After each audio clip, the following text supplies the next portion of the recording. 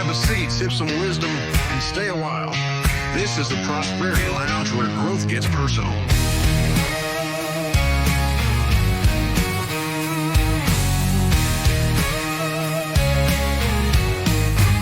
Step inside, we're breaking chains.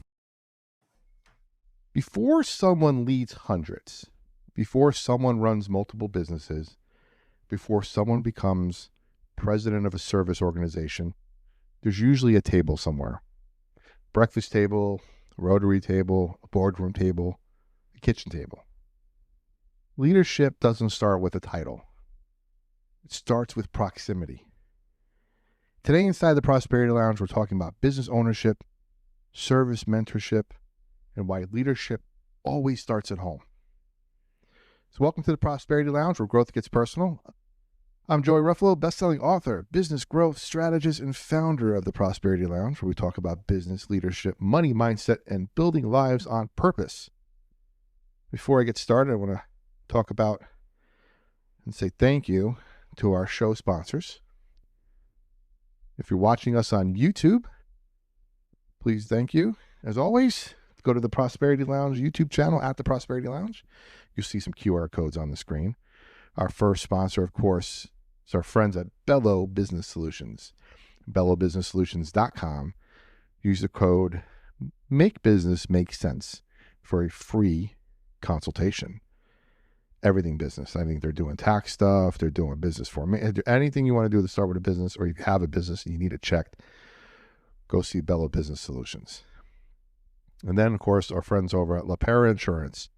LaPera Insurance, call 865-252-0480 or email Joe LaPera at JLAPERA@farmersagent.com and use the code JRRadio. The first 10 people to do that get a free gift card when you get a quote. So you're protecting yourself with Bello, and then you're going to protect your business. You're going to get your business stuff all set up, and then you're going to protect yourself with Joe. So perfect.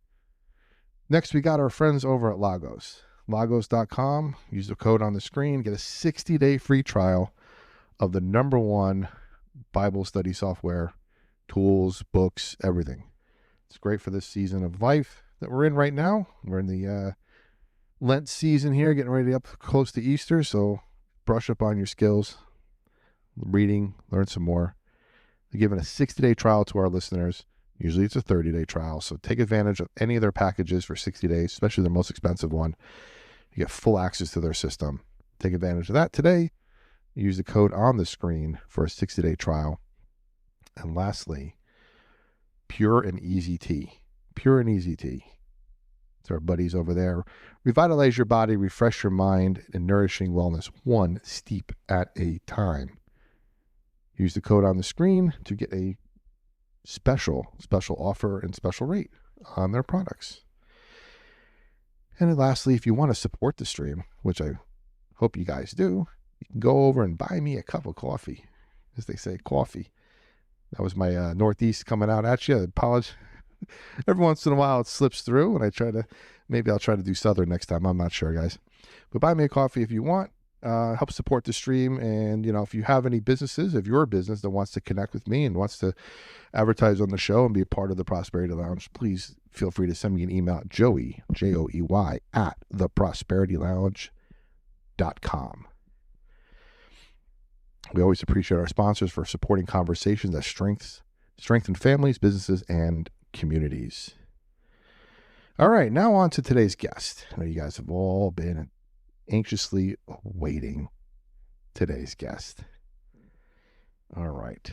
So, Brian Walker is an entrepreneur, incoming president of the Rotary Club of Farragut, and the father of one of the previous guests on our show, Adilynn Walker. You might remember her from a few months ago. When Adilynn joined us, she talked about the 4 pillars of leadership: pride, fortitude, transparency, and mentorship. Now, today I want to go a little deeper. First, I want to remember if Brian remembers everything she said, if he was watching his daughter on the show. But I want to learn about where those values come from. So, Brian, thanks for pulling up a chair. And welcome to the Prosperity Lounge. Yeah, thank you. Thank you. You're bringing up good memories about my daughter. And I'm like, oh, yeah, do I remember? What do I remember? And the story she doesn't want me to share with you either. So I'll tell you that right now. But yes, all good things overall. Thanks for having me. You're welcome. Yes. When Adilynn was here, she talked a lot about, like I said, pride and fortitude, transparency, mentorship. I want to start with pride because it wasn't arrogance that she talked about, but pride in representing something bigger than herself. She was the incoming regimental commander for Virginia Tech Corps Cadets. She did her term expired or was ending in December, so now she's serving in a different capacity up there. But still, what stood out for me was just the word pride, right? That's the word that stood out. And obviously, like I said, not arrogance and things like that, and just where she was in her life. When you hear your daughter describe leadership using a word like pride, what goes through your mind? Well, the first thing I want to mention too, I have a son as well. My firstborn son. So let's not leave him out because he's the same equation that now, obviously he's not the regimental commander of Virginia Tech, but the overall thing about it was, I think our thing, we'll talk maybe a little bit later, but we always kept our kids involved with what we were doing. And just with community and everything else, we always wanted to give back. So we were always part of some service organization. We were always doing something, whether it was even just volunteering. We were the Lions Club at that time. And then it was Rotarians, just all the other chamber of commerce, just wherever we could do to help out. We always brought them to it. We always encouraged them to help. We always, it wasn't like, oh, we have to go do this thing without you. It was, hey, we're going to do this thing. And really, to be kind of not rude about it, but it was like, we didn't ask them like, hey, do you want to go, deliver packages or hand out soup at the kitchen or just, whatever we were doing. We were like, hey, we're doing this. Yeah. Well, I got this to do. No. We're doing this. This is more important than what you have to do. Let's go now. And I think that turned into them as an adult where they're like, oh yeah, okay. And like time management, we'll figure out a way to get it done and we'll still be able to do our things later on. I think that's so true. I think service starting at home is paramount. I remember when I was a kid, different circumstances a little bit because my dad was visually impaired. He was blind when I was pretty much born. And by 3 years old, I was his guide child, as I say. He didn't have a guide dog. He had me. Yeah. And I would guide him everywhere. So I was kind of like learning how to serve people at a young age, but he was very big on serving others as well. And I remember going every year to this, I think it was an orphanage in one of the towns near us, and we used to sponsor a kid there and bring gifts every year and have lunch and hang out. And it wasn't weird for us to do that because it was just part of our normal holiday tradition and summer tradition to go around the birth, so because it was something that we did all the time. Yeah. And I think it just made us who we are, and then turn around and go, well, that was fun. I want to serve others. Like, how do I continue serving others? And you did mention, you obviously, you do have a son as well, yes. So I don't want to, like you said, leave him out of the conversation. You wouldn't like that. No. But initially, like when you're talking about in your home, describe to me what pride might look like, what excellence, what was character, and what was it, how you treated people, how you just carried yourself, and how you and your wife carried yourselves. Because there's a lot to the saying, more is caught than taught. Yeah, well, I'll tell you right now, it's hard to talk about myself too, as well. Like I want to. Well, good. I'm not going to do it either. Yeah, so there you go. Well, I want to go in my little corner and be like, "What are you talking about? I never did that." Like, no, but yeah, my wife too. My wife was a big, obviously, part of everybody of our kids' lives, everybody's lives. And she volunteered in her own way, only not necessarily to be different from me, but basically to give a bigger reach of what we could do with the community too. It's what we wanted to have happen. So if I wasn't doing something, she was doing something. And I remember when my daughter was a little older, older, I say 10, 12, which, to me, she's still like under the age of 15, even though she's 21 now. They're involved with pageants. And the idea was, it wasn't necessarily the pageant per se. It was, how do you become a better person? Like, what are you teaching these girls? How are you able to do that? And my wife and my daughter did that a lot, and they were in the pageants themselves and did the thing there.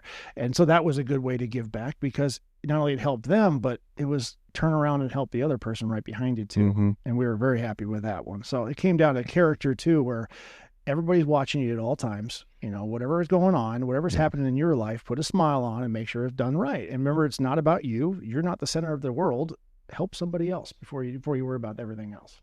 Yeah, they say that that integrity is doing what's right when no one is watching. Yeah, that's pretty much what it was too. Yep. Yeah. Yep. Mm-hmm. So I want to get back into this teaching kids confidence without crossing into ego, especially in high achieving kids. Did you know along the way that both of your kids were high achieving?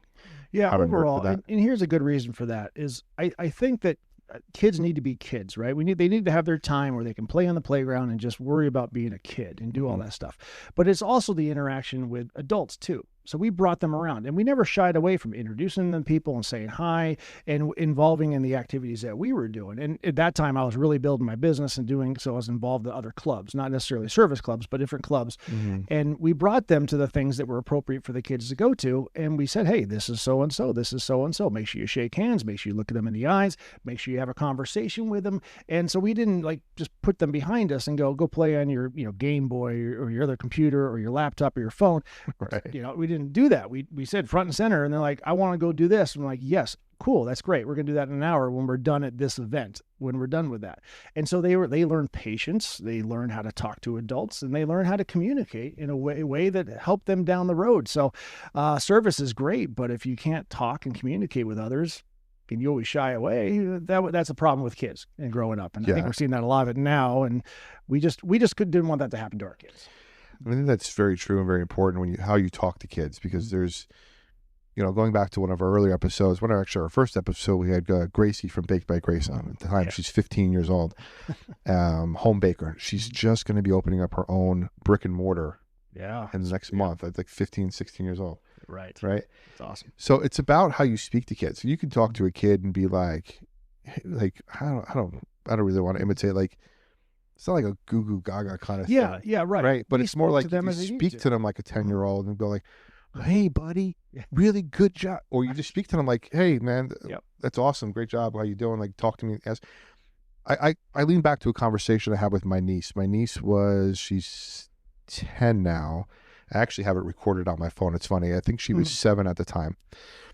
So when she was actually 6 for her birthday, we took her to Target, and I said, get whatever you want at Target. Oh, up to a limit. Okay. I said, you have $40 to spend, right, or whatever it was. Right. So you can get as many things as you want. Yeah. So she walked around and she made these decisions about, do I want this? Do I want 4 of these? She ended up settling on a snow cone maker, which was like $35. Okay.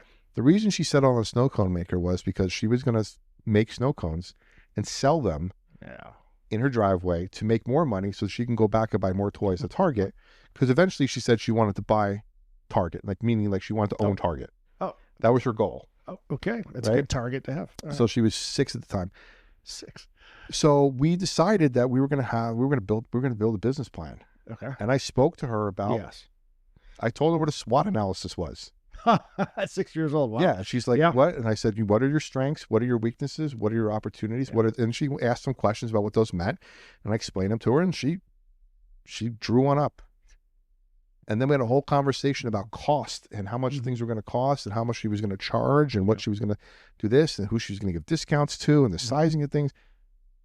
I think she was 7 at the time doing this stuff. But I didn't talk to her like, oh, that's a really great idea. Well, so when are we doing this? Like, I'm coming over tomorrow. We're going to set this stand up. What are we doing? Like, let's get going. Yeah. When I had my office and that kind of things, I always had a lot of my motivational things up. I had my dream boards, which was a big part of it. And then I had like certain sayings and certain terms and whatever was going on at that time. And they were, they would hang out and wait for me to finish work, and that they just stare at this stuff and look at it. And I think that was big, because then my daughter started doing that, where she had pictures, and she would put pictures all over the wall of different things that she wanted to. So not necessarily a dream board per se, but it was like, hey, I want to be here. I want to visit here. Here's a picture of this. And it worked out well. And same with my son. I mean, he would write a couple things on his desk, and they put it on the little front, and they would all just portray this stuff. And it's like, even if you're not looking specifically at that or reading that every single moment, it's still in the back of your head. Like, it's there, and it's there. And so I think that helped a lot, because that's what I was doing. And I exposed them to that. And it's like, hey, look at this. This is what's making me successful. Do you want it? Yes or no? If you don't, great. If you do, maybe you do the same thing. And I left it up to them. I like that. Did you ever intentionally talk to your kids about, this is kind of a weird question, but representing the family name? or was that something more that was taught again? I can't say I did. We never really got to that point because, honestly, I don't think it was about us really. Overall, it was more of just whatever we can do. I mean, if we got recognition for it, fantastic. I got plenty of trophies, I got plenty of awards and everything. I'm like, thank you so much. This is good. Yeah. This is my next step. Sometimes people are like, this is not how the Ruffalos do it. This is not how the Walkers do it. The Walkers pride themselves, and and you have to live up to this like invisible mantle that's sometimes is so unattainable that it puts a lot of stress on the next generation to live up to something that may not be there. But sometimes you want to strive to get them to get there without the pressure of needing to land there. I think that's the big difference. Yeah, and that's good. And that works for some people. Our family, I think ours was just, are you proud of that, really? I mean, if you're going to do that, are you going to be proud at the end of the day, yes or no? If you are, great, do it. If you're not going to be proud, then don't do it. And I think that was more the individual factor behind it because, they're your kids, they're your wife, your spouse, and it's like, they're still a part of you no matter what. Yeah, they're going to represent you, but at the end of the day, they're on their own. So. Now, when they were younger, did they ever come home and say, Dad, can we meet Vin Diesel? Can we meet? What? I mean, Brian Walker, star of Fast and Furious. Yeah, I'm trying to think who they wanted to actually physically meet other than like the Jonas Brothers or something. I'm trying to think what they were, but no, some of those stupid boy bands. But my daughter was, I'm gonna embarrass the crap out of her. I'm gonna embarrass her a lot. But there was a lot of people that no, I don't think there was any of that one pop star celebrity or even just person. I think it was a lot of trying to expose them to authors and writers and we look at film a little different too. We look at actually, how films actually are put together and the cinematography and stuff. And like, all right, you ready for this? How is this going to work? Of course, that's the way that I actually watch the cartoon shows and stuff because for me to sit through a whole cartoon and I'm like, I got to figure this out. Like, I'm going to figure out who the bad guy is in the beginning, the Scooby-Doo episode and who's the actual one that's going to pull a mask off. I'm going to figure that out before anybody else. So that's how I got things through. And of course I talked to them like, hey, did you notice that? And they'd be like, oh yeah, you're right, Dad. Okay, cool. Let's do so many memories coming back of stuff that we did. Man. Now you talked a bit about when you're going into a room, when you're going into a Rotary meeting, you're going into a business room, your kids are there. Do you think about, was it top of mind thinking about the example you were setting for your children? Or you just, this is how I've always carried myself, and again, they're just going to see what I'm doing and then kind of copy it? Or were you more cognizant of how you were going into a room with them with you? No, honestly, I think it's the second one. I always carry myself this way. It's me.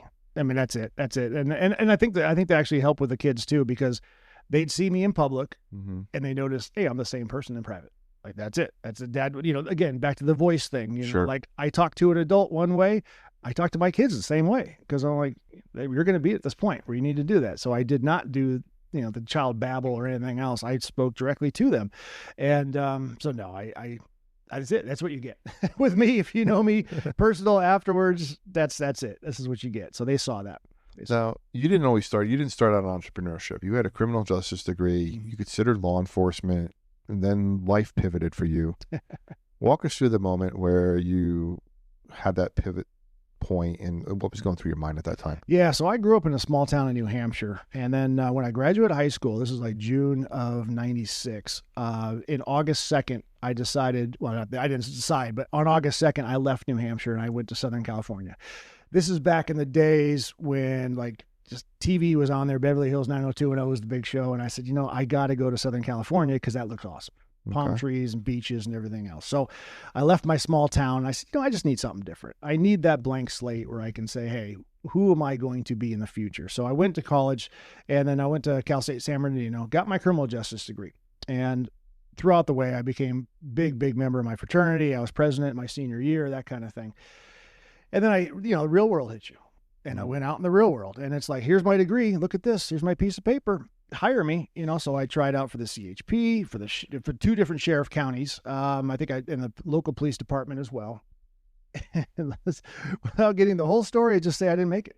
and a lot of it came down to the personal interviews, because nobody really taught me how to have an actual interview. So again, all the stuff we just talked about, my kids, we're going back, I didn't have that as that. So I didn't know how to really talk to them. So I'm sitting across from a lieutenant and somebody else, and they're grilling me about these questions. And I'm like, I don't understand your questions. And they're like, it's a basic question. I don't understand how to answer that. And so I think I failed out of a few of those, and it was just like, man, this is bad, And then I physical, all fine, no problem. I pass all those things, no problem. But I just wasn't getting hired because, I'm as fresh out of college. I'm 20, I think I was 22, and it's just like, they didn't hire me. So I'm looking around, and going back to my fraternity, we were at a softball game, and we're playing softball. And one of my older fraternity brothers, he's a couple years older than me. His name's Andy Chabot. I want to give him a shout out. And I'll probably shout out a few people throughout this. But it was one of those things where he says, you know what? I just got a job being an insurance. He was insurance trainer, insurance agent's trainer. And he said, you'd be a good insurance agent. And I said, what's insurance? Like, what are you talking about? I don't even know what insurance does. Okay. He'd be like, no, I've known you. Because he knew me for at that point, probably 5 years. He goes, no, I think you got it. I think you can do it. Go talk to this guy. So I took his advice. I took Andy Chabot's advice, and I went down and I talked to the other guy. And the other guy said, yeah, we'll give you a job. You got a degree? Cool. Your management skills? Good. Okay. You can talk to people? Yeah, sure. Okay, fine. So I got a degree. I got a job as a insurance agent. And that's what kind of propelled me for the whole thing. I thought it was going to be a temporary thing. Like, I just thought I'll do that until I get a job as a police department. And then I got the rose-colored glasses, and they said, man, this is how you do it. This is how you do it. So I started doing all the training. I started listening to the experts. I started listening to all the people that told me how to get successful. And it started clicking for me. And it just started working. So when you sat down across the lieutenant and you asked him where John and Ponch were, they looked at you kind of weird and were like, no, man, there's no TV cameras following you around. Right. Go sell some land somewhere else. We're good to go. Okay. Yep. So he's pivoted into insurance. Yep. You said something that was very interesting when we had our pre-call about listening to someone you trusted and then acting on that. Yeah. So let me ask you the direct question here. Was your growth talent or was it teachability? Oh, teachability. I have no talent at all. I mean, you heard it here first, I'm not folks. the smartest guy. If you're one of those things like you're the smartest guy in the room, you got to leave. Like, you're good in my room because it's fine, or I'm good in your room. But yeah, I'm not. And it was. I like the Forrest Gump sales strategy. And they told Forrest Gump, they're like, follow the ball, the ping pong ball, follow the ball, and he just that's it. That's what he did. And that was it. And you couldn't take his eye off the ball. Okay. That was me with sales.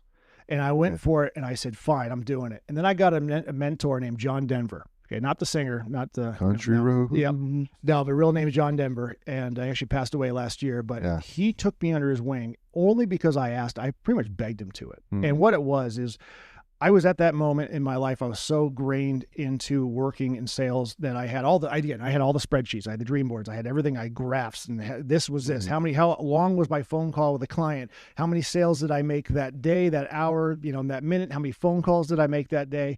All the way down to it. And I remember meeting him, and it was probably our second meeting, and he goes, Brian, I don't know how I can help you. Like, you're doing it right now. Like, you're doing it. I said, John, no, John, I need your help. I need your help. He's like, no, Brian, just do what you're doing.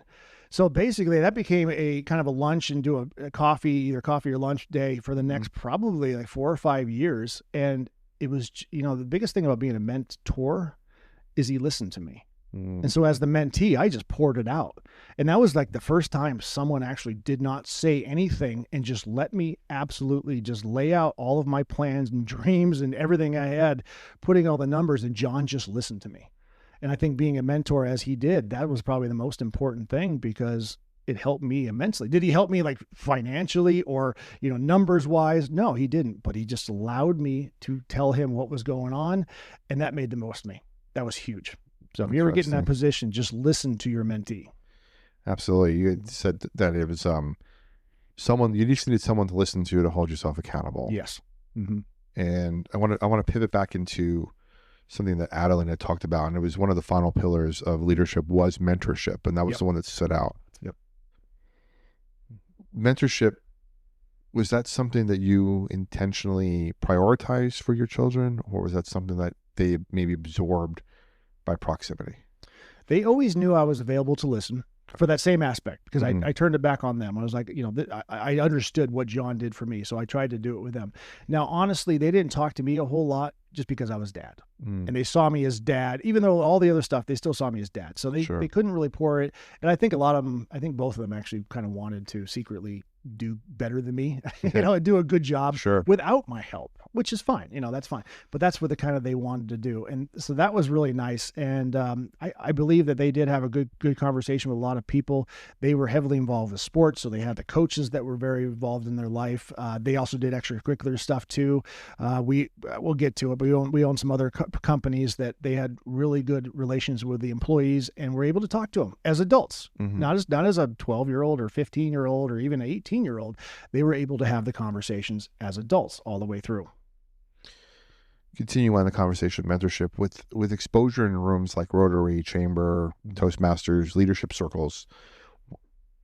Touched on it a little bit at the beginning, but why is that so powerful for young people to have that exposure? Well, especially in today's world, being the fact that you got a cell phone or laptop or tablet or whatever you got, you get so involved in your own little world, and all you stare at is the screen in front of you. And you lose that communication. I think that, when phone calls turned into text messages across the board, who calls each other anymore, right? You always text. So even that, if you spell a word wrong, it still corrects you. So you don't have to worry about it so much.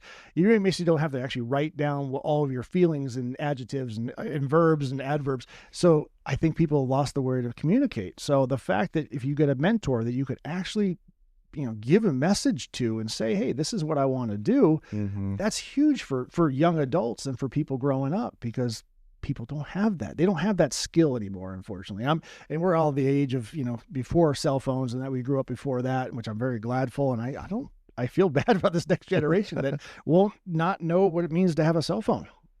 Well, the thing is too, when you have conversations on the phone with people, you don't get into spelling mistakes.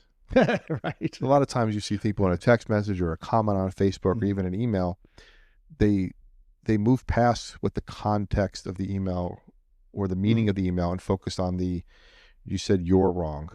You're not your. Well, if I say, hey, you come and, you're that, you don't know which one I'm using. Mm-hmm. You hear me and you hear everything else that's being said, but you're not focused on the mistake that's made, as opposed to I missed completely the whole gist of what the email was about. Yeah. Because I just focused on what was wrong with you. Why you said the wrong thing. Right. So, right. Yeah. So again, getting away from like you said, getting away from those having more personal conversations in these like interpersonal conversations where it's just through, I'm supposed to interpret what you mean by certain things. Right. As opposed to just tell me what you mean. Oh, yeah. I'm tired of that. Yeah. So how does serving the community, we kind of talked about this a little bit, shape the way your children view leadership, but more importantly, how do you think others serving the community should like shape? We're at this generation where we're sort of this like, I talked about this on the on an episode I did last week about things I wish I knew when I was 22. And it was something about that came up where I'm older, and if I'm not able to give back to somebody younger than me in any way, shape, or form, I've failed. And bringing these young people into these rooms, serving the community like we do, but also bringing up those that are behind us. Yeah, shooting the elevator back down after you get to the top.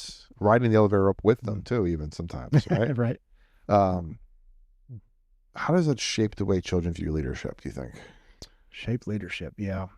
I think it exposes them to a lot more to understanding what's out there too. And that happened with me as well. Because if people get into a little bubble, they get their little group of friends, and that's as far as they go. Yeah. Like, that's it. That's who they talk to. So they don't necessarily talk to someone else that's on a different spectrum or a different way that, monetary level or whatever else you want to say. It just could be a completely different thing. So the fact that you're out there doing the service work, doing the referral work, talking to the Chamber of Commerce, is getting involved with people, and age too, for that matter. You could be talking to an 80-year-old who has a whole history of wealth and of knowledge, And you're talking to a, 14-year-old who doesn't know anything. So you got that where you just like, hey, this is what's available. And I think about that now is I always wanted my kids to understand what they could do. And I didn't push them. I didn't say, hey, I just say, look, if you want to do this, great. If you don't, then fine. That's up to you. But at least you have the opportunity to do it. If you want to be the best at whatever you want to be the best at, then do it. Be the best. But if we're not going to put you in this bubble over here. And I think that really helped because again, adults talk to them as adults, and they were able to pick what road they wanted to go down in life.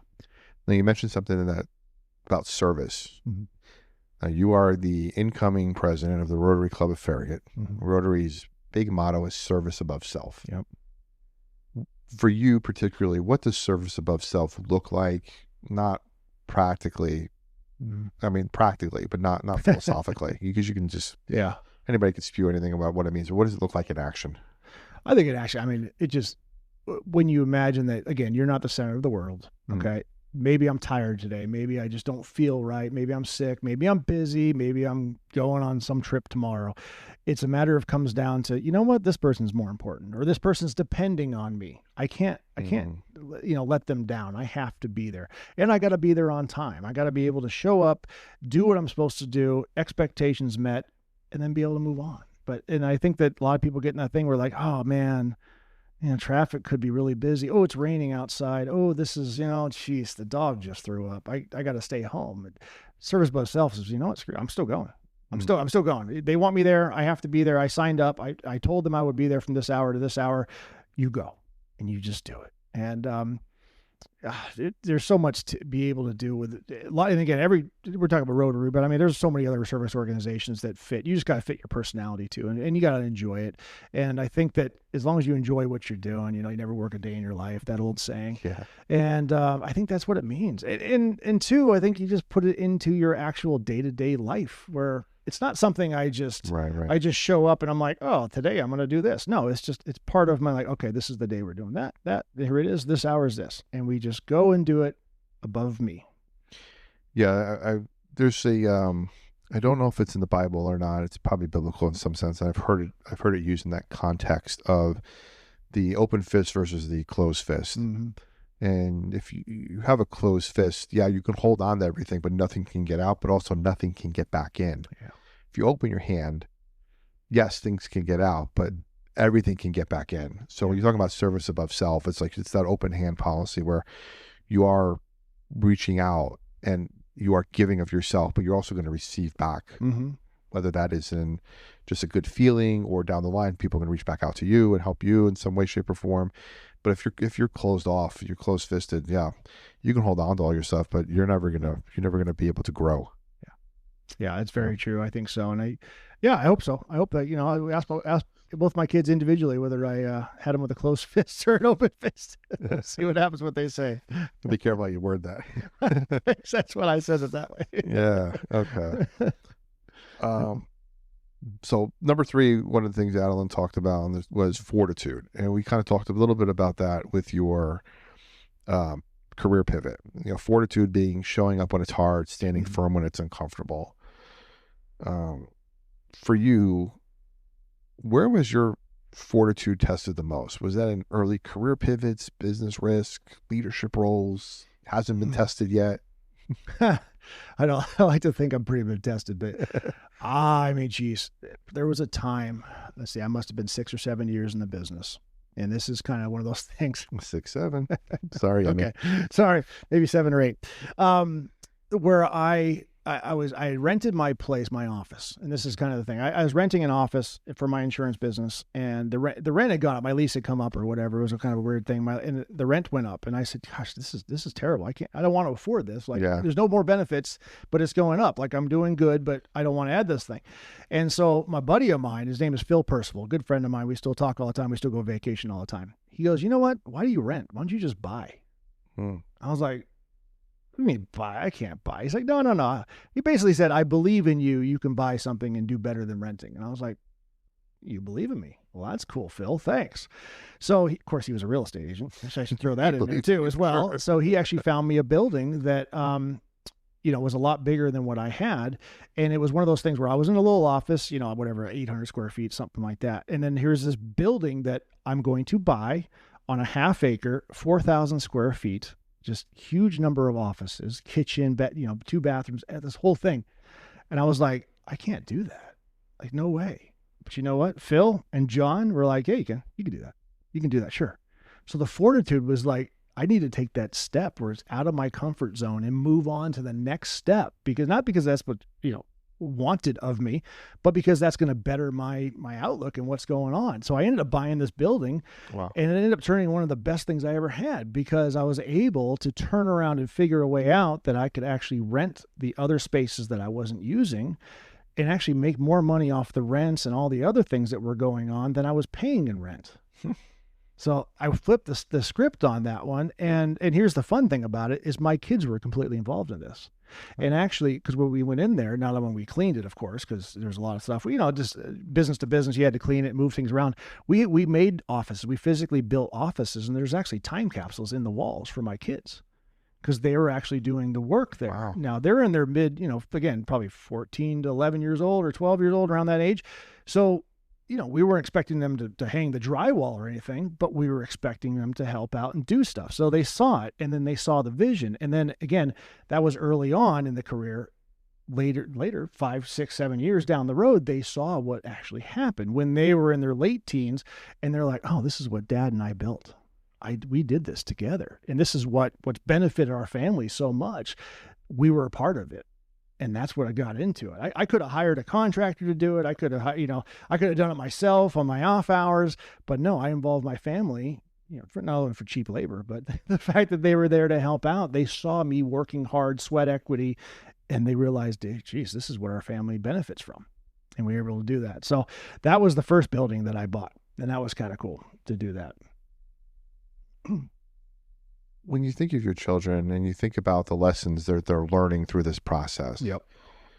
Do you think that they're learning more from your wins or maybe how you handle your setbacks? I like to just say I never lost. But honestly, I mean, yeah, I think they were seeing it. And here's the thing. It wasn't like I ever sat back and was like, okay, we're done. Like, that's it. We're good. We built it. It's there. We can look at it. We're done. Let's just step back. Mm-hmm. It was, all right, cool. It's done. What's the next thing? What's the next step? What can we do? How can we improve on what we had? Like, all right, we got this side of the building done. What benefit can we do? Oh, we can paint the bathroom. That'd be cool. I got great pictures of my son painting the entire bathroom, and he's got paint all over himself. He's wearing all his clothes, and I'm like, but he did it. Did he do a great job? Probably not. Did he do a decent above average job? Yes, he did. He did an awesome job. And I'm very proud of him for that. And it's one of those things. But we were able to do that. So, again, you don't have to paint a bathroom, but the fact that he did it and all of my clients and the people that visited the building loved it, it was a fantastic win for him. And that was good for that. But I've always involved in those. So that was my first building I owned. Then I actually bought a few other ones too. And they were always involved. There's a lady named Lori Feldman who I'm going to drop a name for. There was a company that there was a person that was retiring. And she owned a real estate company, a property management company in the building that they were in. Mm. And Lori came to me and said, you know what? You'd be good at owning this business. And I thought, well, I do insurance. Like, that's what I sell insurance. Right. Well, I don't know. I know a little bit about real estate. I barely know anything about property management. Oh, a building's cool too. So I actually ended up buying all three. I separated them into basically 3 different businesses, real estate, property management, and the LLC from the building. And so again, I brought my kids up, and this was a different town about an hour and a half away. And I ended up bringing them into, and they helped with the remodels and the changing. They understand the books. They saw me working. They saw me working late because, what would happen is I do the insurance business during the day.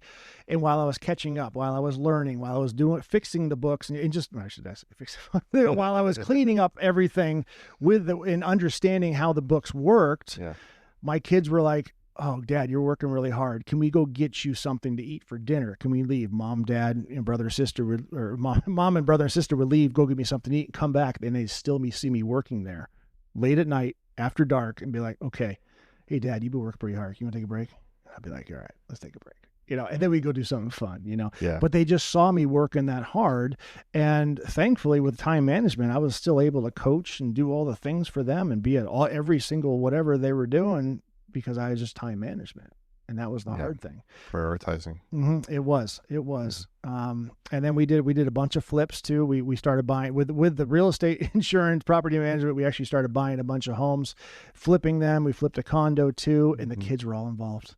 And I got great, again, video. Thank goodness for video and phones and everything, because we took pictures of them, but they'd be swinging hammers. I think she was probably 11 or something, maybe 12. She's swinging a hammer like the best of them. And I'm like, this is my little daughter, the one we were talking about right now that's going to Virginia Tech. Yeah. I have her, completely covered with drywall, dust, and then she's ripping down a wall with a hammer. And I'm like, that's my little girl. All right. That's it. Yep. Yeah. So we ended up doing a bunch of that stuff. And it again, I always just involved them. I always brought them in. You kind of mentioned it earlier, and I want to circle back to it. You talked about the property management and kind of feeling maybe a little overwhelmed at the prospect of getting into something different. Right. Was there ever a moment that you felt maybe underqualified for something, but just you acted anyway? Was it the property management business where you're just like, I don't know if I can do this, but I'm just going to do it anyway? I mean, honestly, we're being honest. I'm underqualified for everything I do. Okay. I mean, I'm not saying that to be facetious. I mean, I've gotten my below water so many times, but I know that I can handle anything. I think that's a good attitude, though. I mean, it's something like that. When I had employees, I mean, at one time, I think I had like 12 total employees I was paying out. I mean, the kids and my wife knew that we were getting a paycheck or whatever. I'd hire somebody new and be like, I don't know how I'm going to pay you, but I have to have you working for me. I have to have you doing it. And they'd come on and I'd be like, cool, here you go. And then of course the work comp check and then the payroll check would show up. And I'm like, oh, I don't know how this is going to happen. All right, come on. My wife, Jennifer, like we got to tighten our belts a little bit. Yeah, kids, you're going to have to wait on that one thing. And, but they understood what it meant. Mm-hmm. They really understood what it meant overall. Was there ever a time that, and I hate that I keep hinting at your, trying to get into like, did you fail? When did you fail? How did you fail? Was there ever a time that you failed maybe publicly? And what did your kids learn from that? You had something pretty recent last couple of years.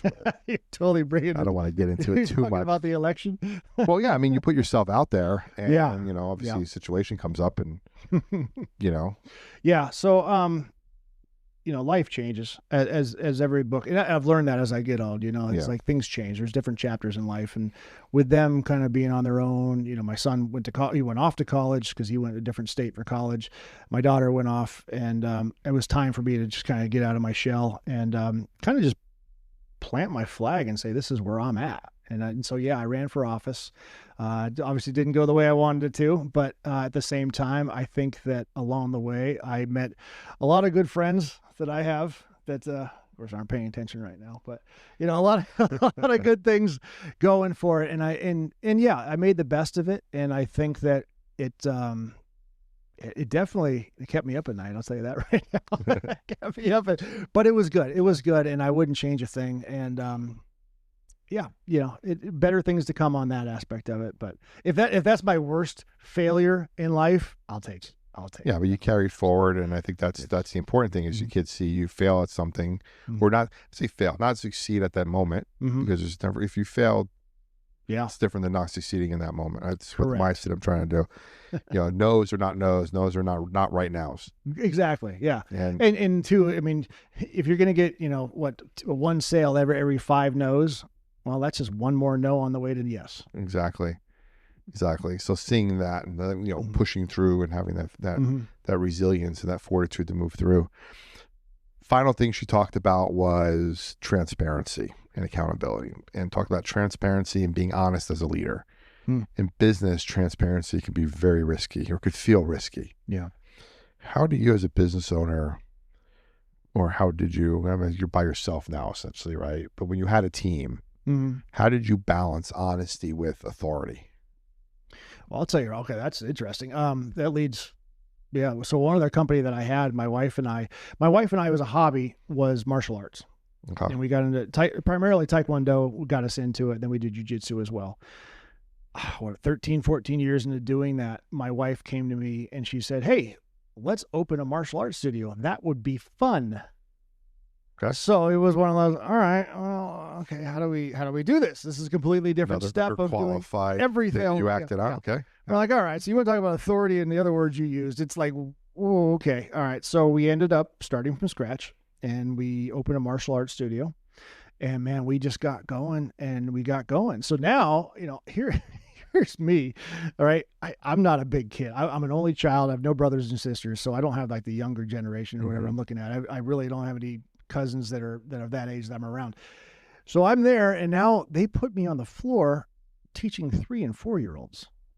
Have you ever tried to gaggle around 7 or 8 3 and 4-year-olds and try and get them to pay attention to what's going on? You want to talk about transparency? And I mean, it was like in honesty, it was like, hey, Mr. Walker, are we going to do this? Yeah. Is it going to hurt? Probably. Yeah, it's probably going to hurt. Yeah. What do I have to run across the floor again? How many push-ups do I have to do? All right, I'll do it with you. Hold on a minute. And so we just started going the whole thing. But I mean, you're up there completely exposed. So, in our studio, our parents were off to the right and you were in front. And of course you're looking at all the kids. You couldn't make a move, especially with today's world. It's like everything was the open hand movement. And it was like, go stand over here. And like, I don't want to stand over there. Like, yes, no, go stand over there. No, I don't want to stand over there. And they're like, stop looking at your mom or dad. Stop doing that. Look at me here. You'd be like, go. And you had to make it fun for kids and you had to make it do it so they come back tomorrow. And that was a huge, huge difference of because here I am the professional, here I am the speaker, I was doing all the MC work and everything else. I was giving speeches and now I'm talking to a 5-year-old telling them to do push-ups because they couldn't sit still for 20 seconds and I'm like, this is unreal right now. And it hit me really hard. But here's the thing about the leadership too with the kids. That's when our kids were in their middle teens. And I can remember Adilynn and Riley, teaching their own class and doing their own thing. I'm talking curriculum, it was about a 50-minute class, doing everything front to back, running the entire thing. And I'm just sitting back going, that's my kid teaching other kids how to do stuff. And that was a big step for them, I think it was, because they were training, obviously, too. They're both black belts in their own right, 2nd or 3rd degrees. But they at that point, I was like, I'm so proud of these kids because they're able to take this on. And they loved it. And they enjoyed it. They had a good time. And I wouldn't even call it a failure when we had to close it, but because that was kind of if you want to move forward with it, it was I had my hips replaced in 2019. And, God shies down on you because in February of 2019, I had my left hip done. And I came back and I was on I basically did the desk work and I hated the desk work, greeting people as they come in, checking everybody in. And I couldn't walk because I couldn't do anything. And, no way could I try and kick. No. So a couple months went by and I got healed and I got better and I was able to get back on the floor. And then all of a sudden my right hip started going. And it was like, here we go again. And then it came down to our lease was coming up. So we did that for 5 years because we had a 5-year lease. So our lease was coming up at the end of the year. And I get my right hip replaced in November of 2019. Well, if you're following this, 2019, right? We closed down at the end of 2019. And then, of course, COVID hit us in 2020. So if we would have held on to that martial arts studio, signed another 5-year lease or whatever, sure, and continue with that studio, we were friends with people across the country that was their lifeblood. That was their thing. Thankfully, we had my insurance business and the other business we had. So it wasn't like a financial burden as much as it was. But if we would have kept it past 2020, who knows? We would have lost it just because. So that was one of those little skirted the failure on that one where it was great. But it was a great experience. Our kids got so much out of it. My wife and I, brought us together because we were together all the time. We had a purpose. We taught kids that, still reach out to us every now and then on social media and are like, hey, I just did this. I just graduated from college. Hey, I joined the whatever military. I did this. And so it's amazing that I'm just grateful that I was able to and be in a position that I could have gave back to those kids and see them as young adults now, like my kids. And it's fun. I could picture you on the mat with the kids and it's just a humbling experience at that point. It was so humbling. We've all had those in our lives. Oh my goodness. Yeah. It was so humbling. My wife and I, we went we went skiing for the first time a long time ago. Like this, we're talking 20 years ago at this point. I always wanted to go skiing. So we went to, lived in California at the time. So we went to Reno to go skiing. Sure. And we're up in the mountain. And so we get there and we missed the early time to get the lessons. So we're just kind of sitting around for hours.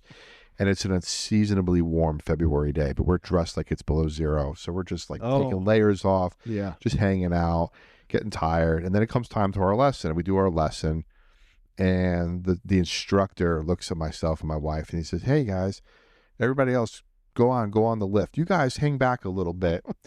You get a couple more lessons from me. Okay, no problem." I said, "Oh, cool. We're going to get private lessons." Yeah, right? sure, great. And literally, it's the part where you just kind of go down this little bunny hill right on the skis, and you learn how to pizza and French fry and stuff. And he goes, "Come, join the next group." So, okay, fine. We think it's the next group. The next group comes in, Brian, and it's 5-year-olds all holding a rope together. I see that. And it's 5-year-olds that come up to like my kneecap and me in a beginner's class. Yep. And literally, he's having us go like walk up this little hill, go down this slope. We looked at each other and we're like, "All right, we skied." Yeah. We're done.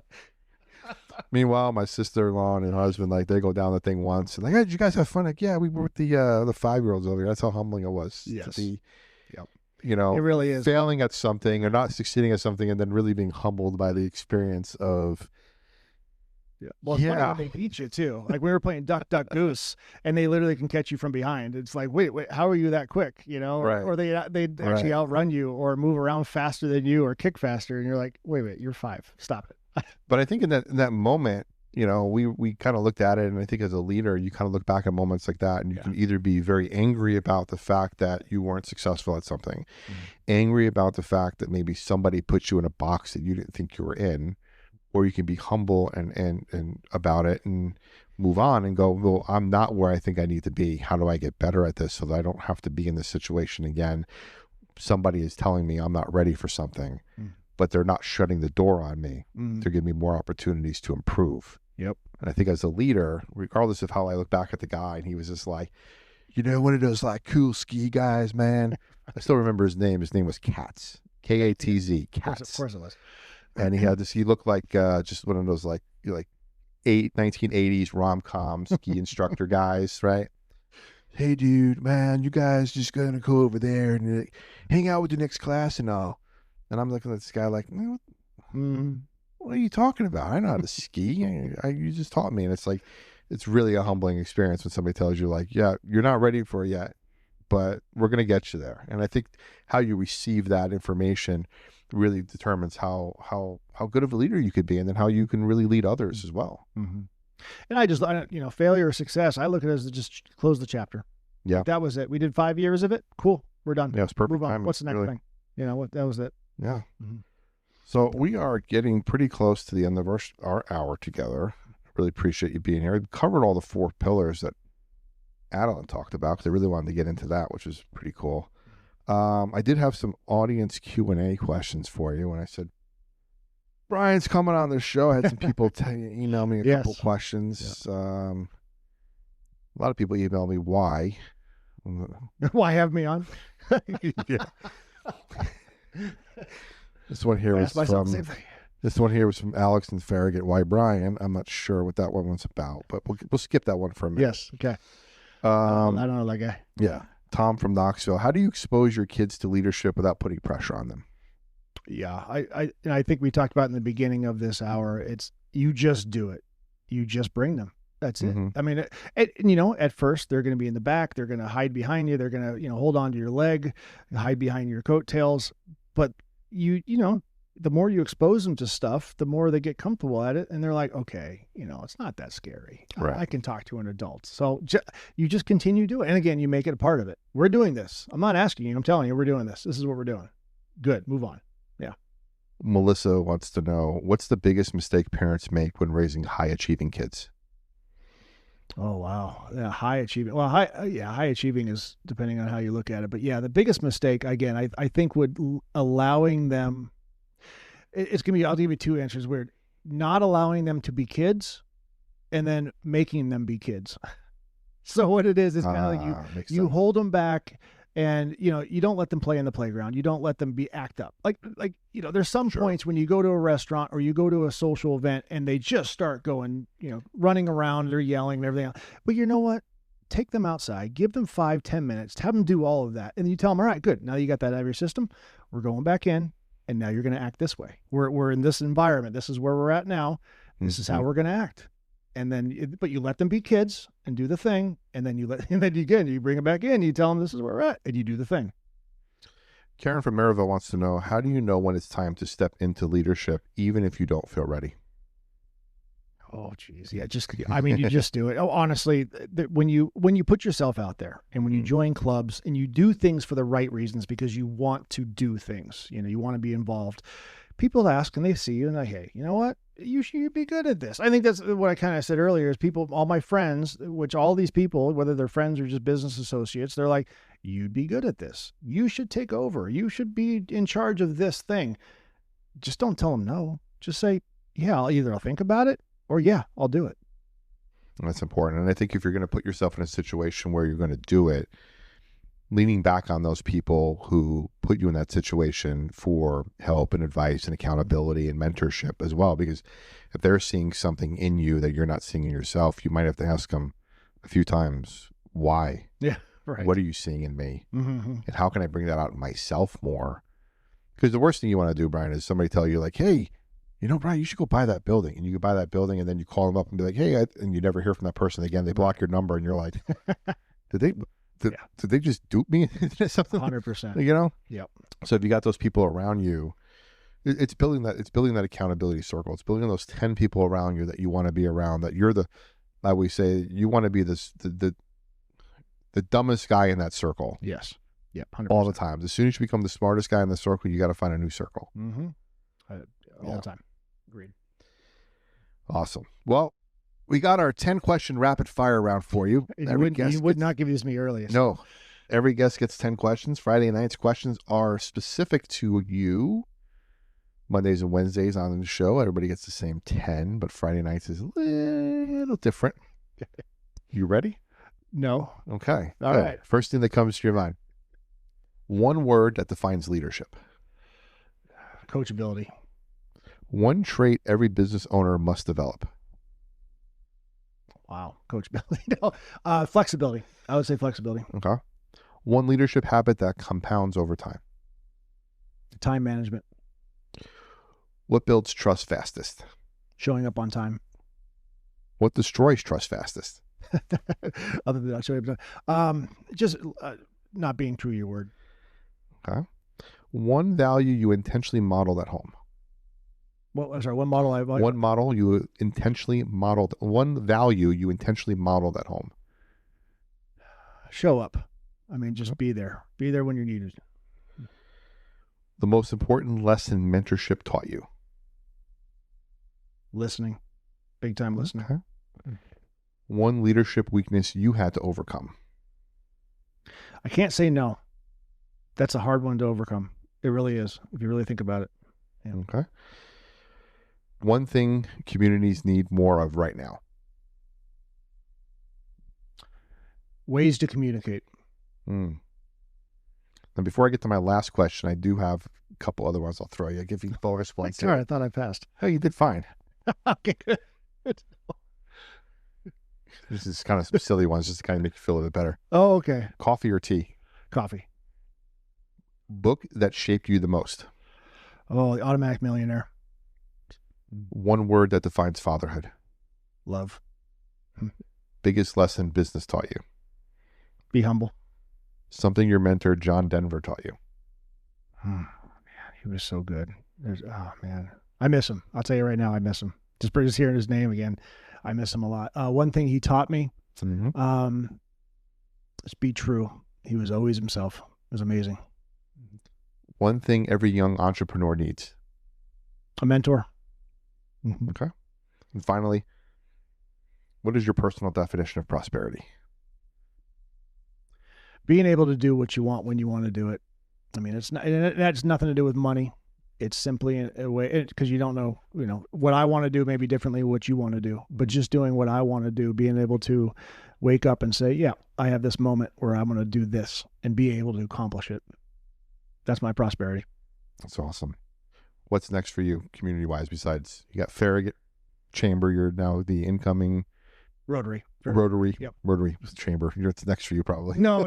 I did that already. I was already CEO or the chairman of the board for chairman. Yeah, I did that. I don't want to tell Julie that you're coming for. Yeah, no. Again, it's chapters. I was actually president of the Lions Club back in 2009 of our club. I'll do Rotary now. Again, somebody asked me real nice to do it, and I said, I can't say no. So I did it. And I'm good to focus on that. I really want to get back and just kind of community. It's a different world for me now because I'm not necessarily doing business where I live now, and I'm semi-retired. So it's like, I was floundering for a while. And I think a lot of it is just giving back in ways that I can. And if I can be a mentor to somebody, if someone asks, I'm there for you. Don't call it once, but there you go. So Lions, now Rotary. Mm-hmm. Are you going for like the EGOT of service organizations? Yeah, right. Kiwanis is next. Yeah. Emmys, Grammys, Oscars, and Tonys. So Kiwanis and the Knights of Columbus are next. It just fit. Just different areas I was at, different times in my life. And that's what it was. Love it. Mm-hmm. I love it. Well, where can people find you? We didn't talk about anything that you're doing online, but where can people find you if they want to learn more about Brian Walker or what you're doing and just kind of want to connect? Yeah, a lot of it comes down to I'm still hiding in my hole, but no, but you'll see me out in the community. You'll see a bunch of stuff. I mean, I have some personal social media pages. I'm not hard to find. Let's just put it that way. I run a channel called Truth Between Lines on YouTube, on Rumble, a few other social media sites too. And I'm really just just enjoying that moment and that chapter in my life where I can be myself completely and take all of the stuff that I've learned over all of the years and through all the mentors that I've had that told me stuff that I can say, hey, this is the way I'm giving back. Awesome. Well, Brian, thank you so much for being here on the Prosperity Lounge. Leadership doesn't begin with a microphone. It begins with a mirror. It begins with proximity, with accountability, with service, and with example. Brian, again, thanks for pulling up a chair inside the Prosperity Lounge, and thank you to everyone listening. Check us out anywhere you listen to your favorite podcast. There's the Prosperity Lounge. There's the Daily Dose of Prosperity, our 5-minute show where we give you a quick tip of the day, a quick walkthrough, a quick something you can do to improve your life. We have some brand new series on our YouTube channel. We have our weekly business brief where we break down some business stories that are happening here in East Tennessee and beyond. We have our youth series that we're starting where we're gearing content towards the 18 to 25-year-olds, so getting the next generation of leaders involved. We have our long-form interviews. You can find content daily on our channels. Definitely check us out on YouTube. Definitely check us out on the podcast. Connect with me anywhere. You can find me on any of the podcast social media platforms, YouTube, Facebook, Instagram, TikTok, wherever, LinkedIn. Just connect with me. Tell me you heard it on the Prosperity Lounge. We'll have a good conversation. Until next time, everybody. Stay faithful, stay fearless, and remember, freedom lives where faith and action meet. The lounge is always open, and so is your next breakthrough. This is the Prosperity Lounge. Pull up a chair. The journey's